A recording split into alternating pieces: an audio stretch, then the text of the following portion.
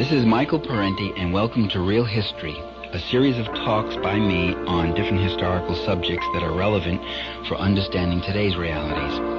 Most people are never exposed to real history.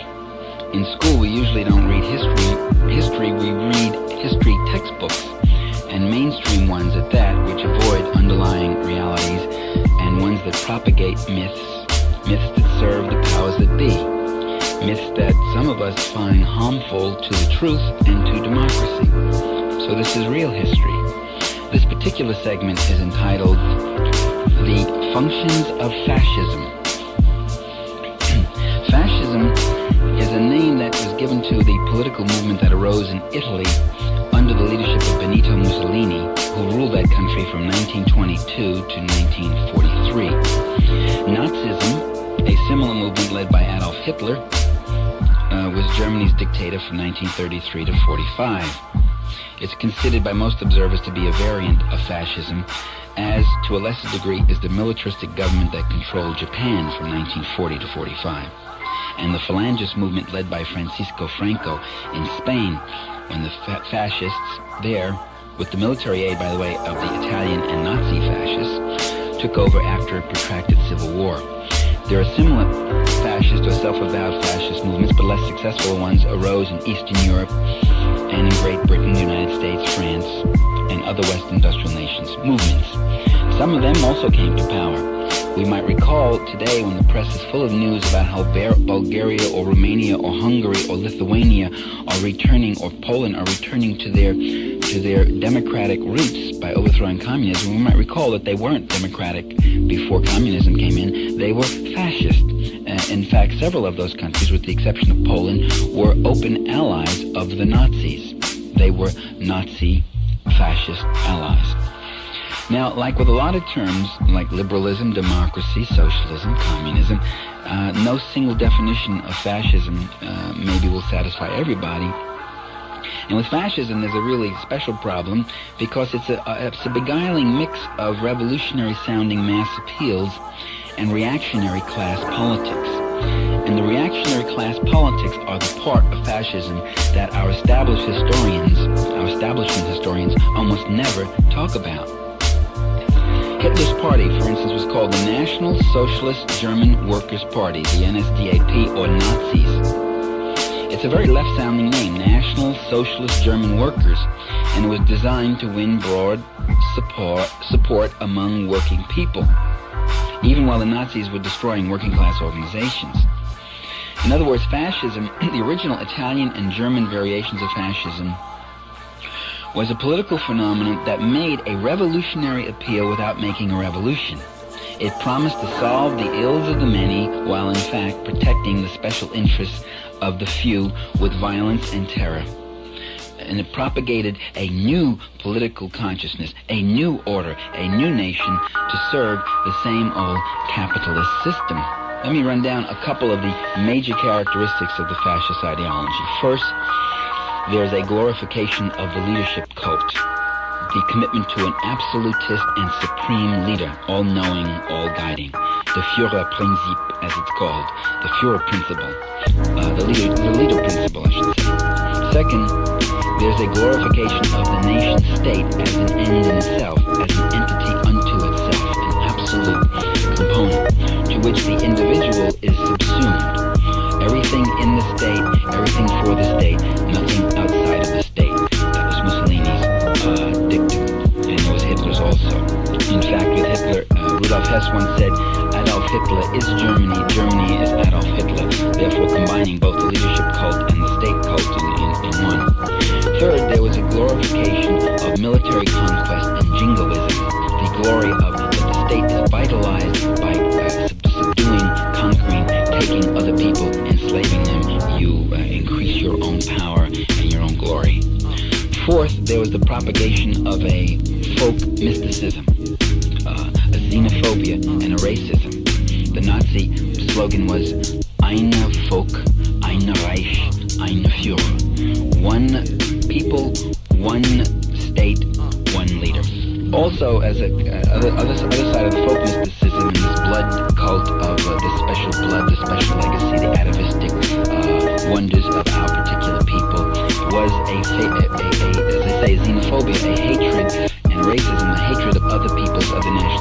With the Nazis and with most other Eastern European fascists, it was anti-Semitism. The Jew was seen as the perpetrator of all that was ill in society. The trade unionists, they were Jews. The communists, so forth and so on. And behind them stood this wicked, alien-blooded creature who would undermine our state. Fifth, there was an opposition, both in Italian fascism and in German Nazism, an opposition to socialism, to communism, to anarchism, and to all left egalitarian class movements and doctrines, along with opposition to trade unions, opposition to labor parties, opposition to other working class political organizations. Of these various characteristics of Nazism, 1, 2, 3, 4 are often talked about by established historians and mainstream historians. That last one, though, opposition to labor unions, opposition to working class parties, opposition to socialism and such, that one is never talked about by Western writers, especially American writers. The historians and the political scientists and the journalists who treat the subject of fascism usually write from a centrist ideological perspective, from the political center of the spectrum, which means they usually ignore the link between fascism and capitalism, just as they tend to ignore the entire subject of capitalism itself when there's something unfavorable to say about it. Instead, they dwell on the more phantasmic components of fascist ideology, the nihilistic revolt against Western rationalism and individuality, the irrational appeals to mass submission to a leader and all that. And fascism was those things, but along with its irrational appeals, it had rational functions. It was a rational instrument for class domination and for preservation of the existing capitalist system. After World War I, Italy had a parliamentary government that seemed really incapable of solving the country's economic crises. Profits were declining, banks were failing, unemployment was rising. So to ensure profits, the big industrial giants and the big landowners would have to slash wages and raise prices. The state, in turn, would have to provide the big owners with tariff protections, along with massive subsidies and tax exemptions. To finance this, the population would have to be taxed more heavily, their wages rolled back, and social welfare expenditures drastically cut. It sounds like Reaganism? Well, it is, even more extremely so. But the government wasn't totally free to apply these harsh measures. First of all, Italian workers and peasants had their own unions, they had political organizations, they had cooperatives, they had their own publications, and through the use of demonstrations and strikes, boycotts, factory takeovers, occupying farmlands, the forcible occupation of farmlands, they often won some very real concessions in wages and work conditions, unemployment benefits, and they won the right to organize. And even in the face of this worsening economic crisis, they were able to mount a troublesome defense of their standard of living. I mean, troublesome for those who own the land, the labor, and the capital, and the money, and the banks, and the farms, and the factories. So the only solution really was to smash the worker and peasant organizations, in effect destroying all political and civil liberties, including the right to organize, agitate, and propagandize. The state would have to be more authoritarian and more firmly subservient to the interests of capital. Mussolini and his black shirts were around right after World War I, and for about 3 or 4 years, the big landowners and industrialists used their fascist goon squads, gave them money and gave them arms, and used them as kind of strike breakers, anti-labor militias. They styled themselves the United Front against Bolshevism. In 1922, the big capital interests in Italy decided to go for the whole thing. Representatives of the Federation of Industry and the Federation of Agriculture, which was a agribusiness firm, and representatives of the National Banking Association, they all met together, and they met with Mussolini, and they planned the fascist march on Rome. Mussolini sat there and planned that with the leading capitalists of Italy. By the way, this is almost never mentioned in the accounts about the March on Rome. These big capitalists contributed 20 million lira toward that undertaking. In the words of Senator Ettore Conti, himself a very loyal, representative of the moneyed interests. Quote, Mussolini was the candidate of the plutocracy, that is, of the wealthy, and the business associations. A very similar pattern, by the way, of coordination and compliance existed in Germany also, less than a decade later. German workers and farm laborers in the period following World War I under the Weimar Republic won some important economic concessions. They won an 8-hour day, they won unemployment insurance, they were able to elect shop committees, and they won the right to unionize. And again, during the 1920s, these paramilitary right-wing gangs, most notably Hitler's brown shirts, stormtroopers, was subsidized by business in a limited way and kept as a kind of reserve army, what Gurak called the bodyguard of capitalism. And their job again was to strike, break, and to harass organized workers and to beat up socialists and communists and such. The nearly total collapse of the German economy in 1929-30 presented the owning class with a momentous crisis. They had very big capital investments, and these left them with very high fixed costs that had to be met even as their plants lay idle. Only massive state aid could revive their profits. Wages and social welfare, human service expenditures had to be cut. Union contracts had to be abrogated. In fact, human contracts had to be abrogated too. Business would need new subsidies and tax exemptions.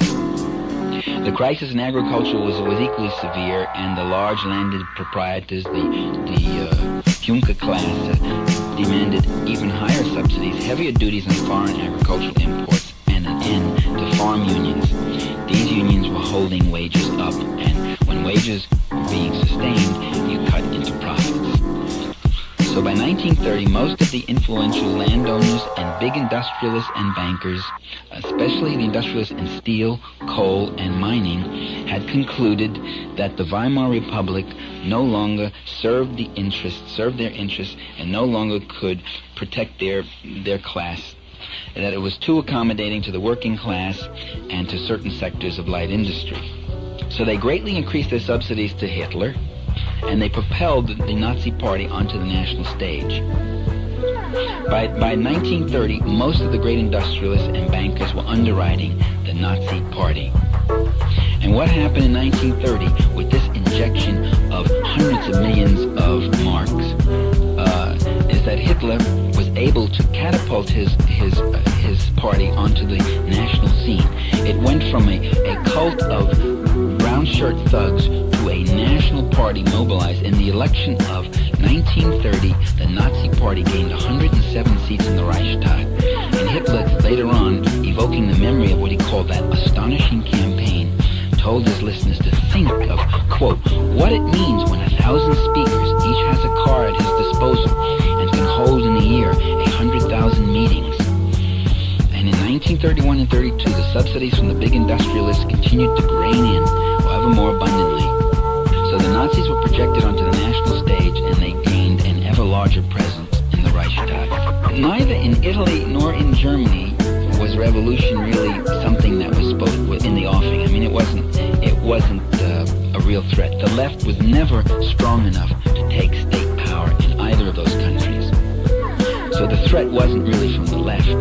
The bourgeoisie resorted to fascism less in response to the disturbances in the street and more in response to the disturbances in their own economic system. The threat wasn't from the left. The threat was from their own economic systems and its contradictions, and the fact that democratic forces had developed enough democratic strength to resist the austerity and the rollback that the capitalists tried to impose to maintain their levels of profit. The sickness that these capitalists tried to banish was from within, not from without.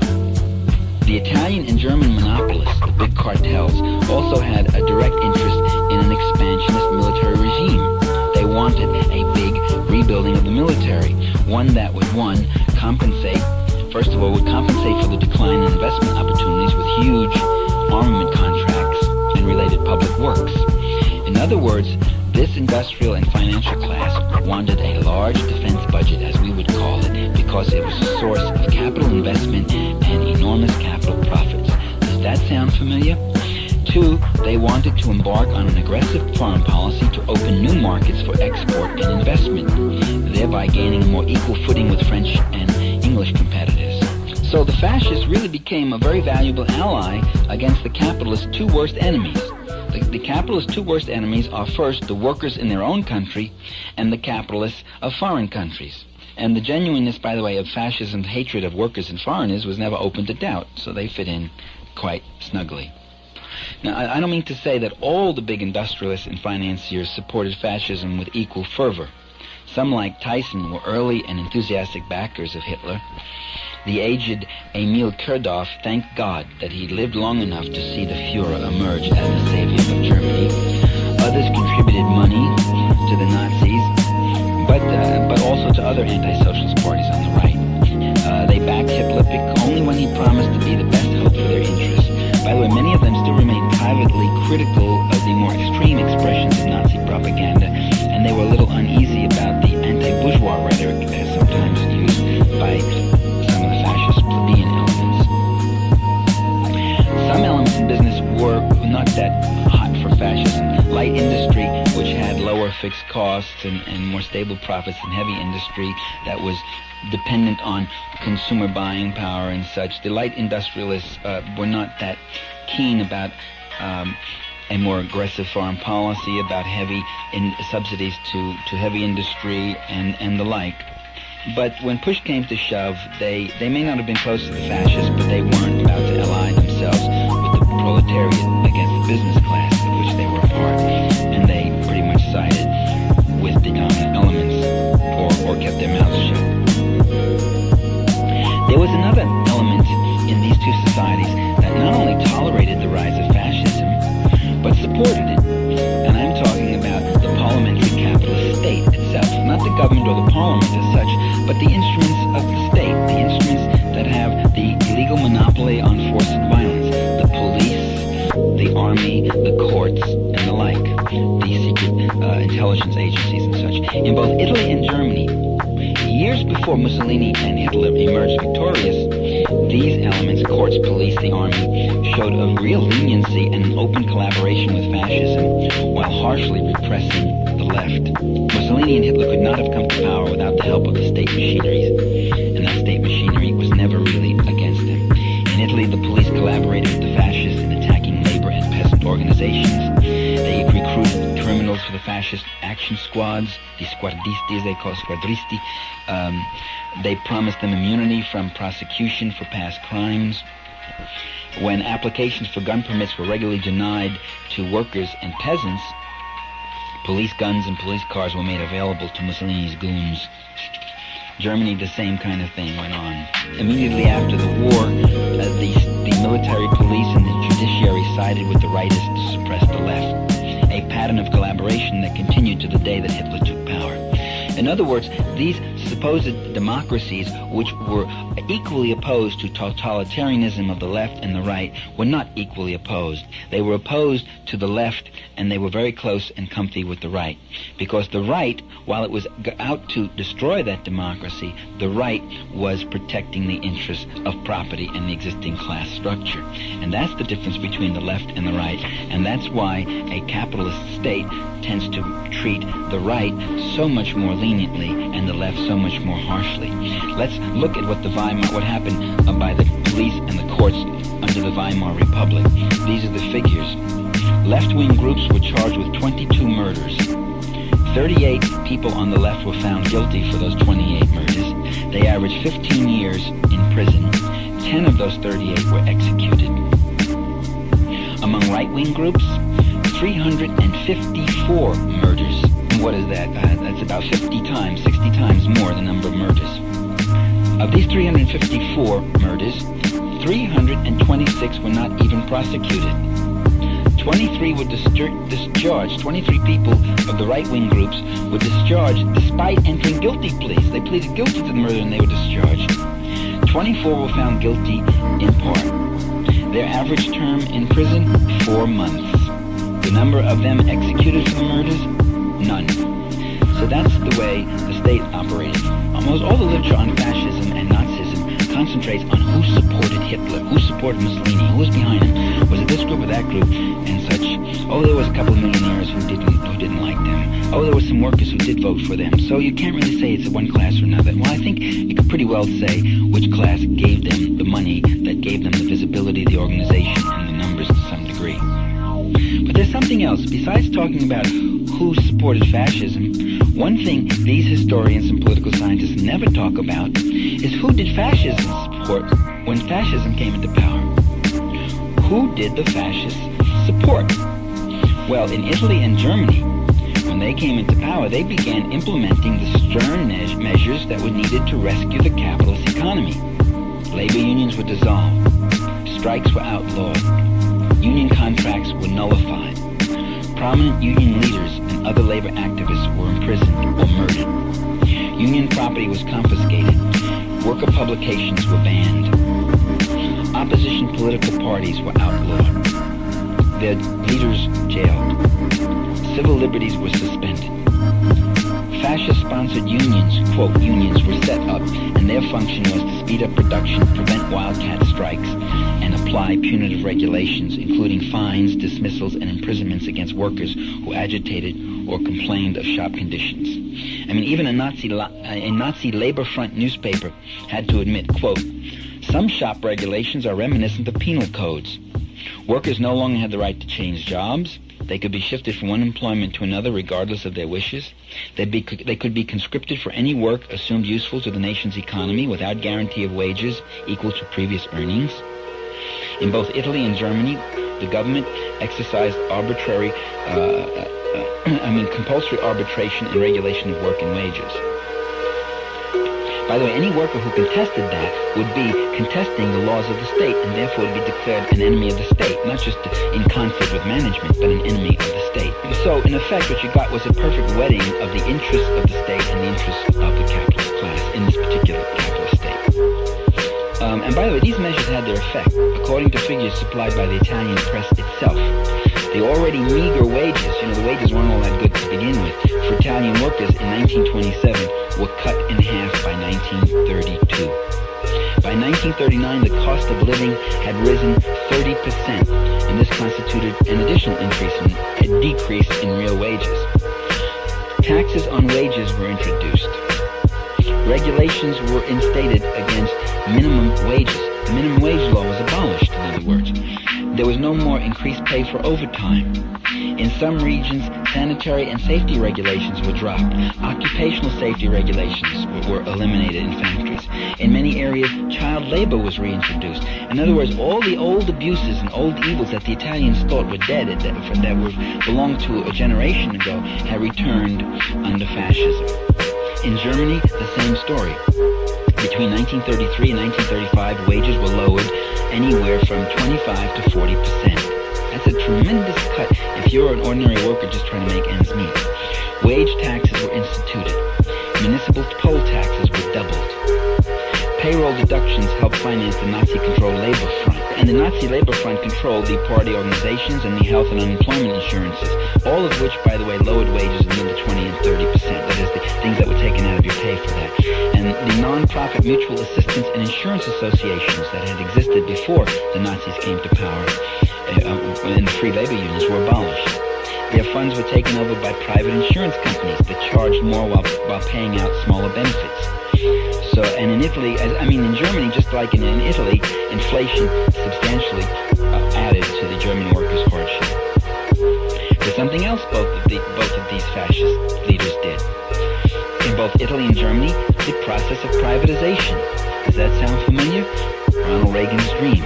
State-owned enterprises such as power plants, steel mills, banks, railways, insurance firms, steamship companies, and shipyards were handed over to private ownership for a song, like gifts. Corporate taxes were reduced by half in both Italy and Germany. Does that sound familiar? Another Reagan achievement. Taxes on luxury items for the rich were cut. And inheritance taxes were either drastically lowered or abolished, just as they've been in the last 10 years in America.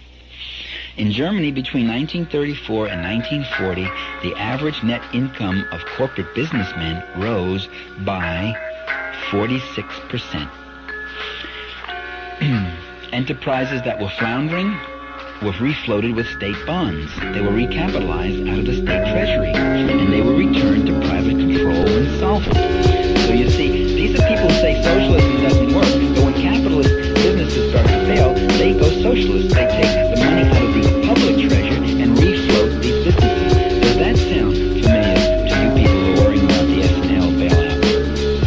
With numerous enterprises, the state guaranteed a return on the capital invested. They guaranteed a return and assumed all the risk of investment losses. So the investor, the rich investor, didn't have to worry about any losses, and if his business didn't do well, he'd get the money from the state treasury. And anyway, this is why the capitalists did like fascism. This, however, did not really bring a final solution. I mean, what the fascist state is, it attempts a final solution to the problem of class conflict. It obliterates the demands of the working class and the democratic forms that allow workers some room for an organized defense of their interests. But this final solution proves very far from final.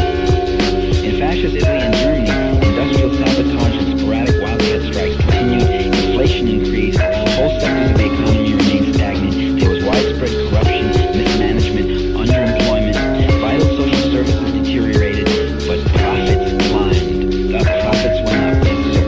The gestures made on behalf of the needy were pitiful, and what the Nazis used to do is go around in the working class areas and collect alms.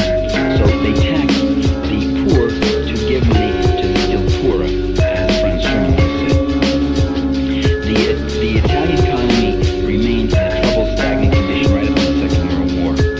In Germany, thanks to the booming armament industry, the standard of living, at least most notably the unemployment problem, has been so bad, the standard of living improved a little bit, but it never even reached, by the way, it never even reached what it was in 1933 under the Weimar Republic. I mean, it never reached its 1928 levels.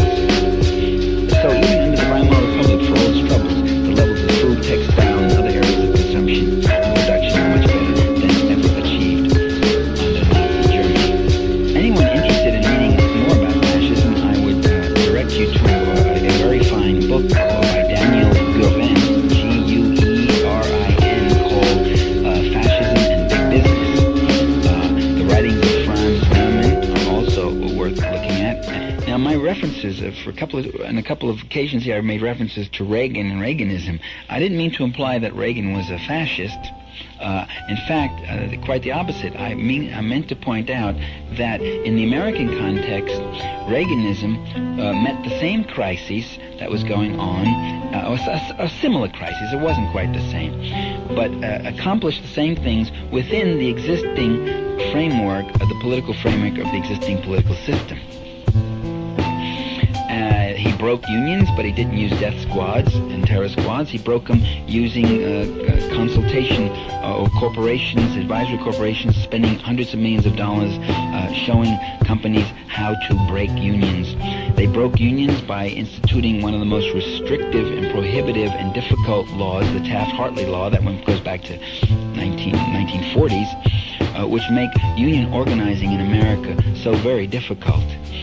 They've tried a number of times to limit our constitutional rights, the rights of free speech, the right of government accountability. They've cut inheritance taxes. They've cut the capital gains taxes. They've cut corporate taxes. They've abolished the progressive income tax. These are the accomplishments of the Ronald Reagan administration. While everyone talked about what a nitwit and a dingbat and a fool he was, Ronald Reagan did some very successful and brilliant things for his class. He rolled back the social democracy that had been developing in the late 60s and through the 70s. He cut back undermined human services. He staffed agencies and courts with people in government who do not believe in government and do not even carry out the programs that Congress voted in. So within the American context, he's done quite a few things, short of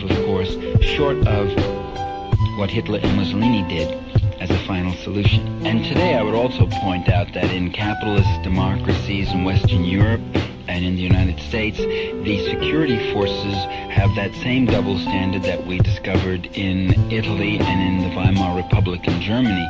Namely, they look the other way toward violence from the right, or seem to do very little, or seem so seldom able to capture the perpetrators, unless the perpetrators are so crazy as to attack and kill police themselves. Then they go after them. But on the left, there's a constant surveillance, harassment, and in fact, sometimes outright murder.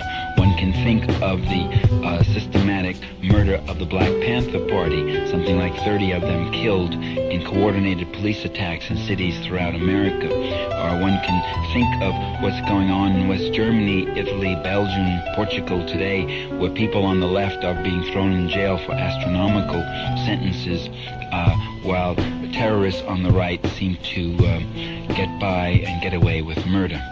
Well, this is what we have to look at, and we have to understand that fascism is not just another ism out there. It's not just an aberration. It has a very rational side to it. It's a rational, functional form, and it can take diluted forms, and its propensities, its proclivities can exist even in the democratic state. That is, within that state, those police powers and those state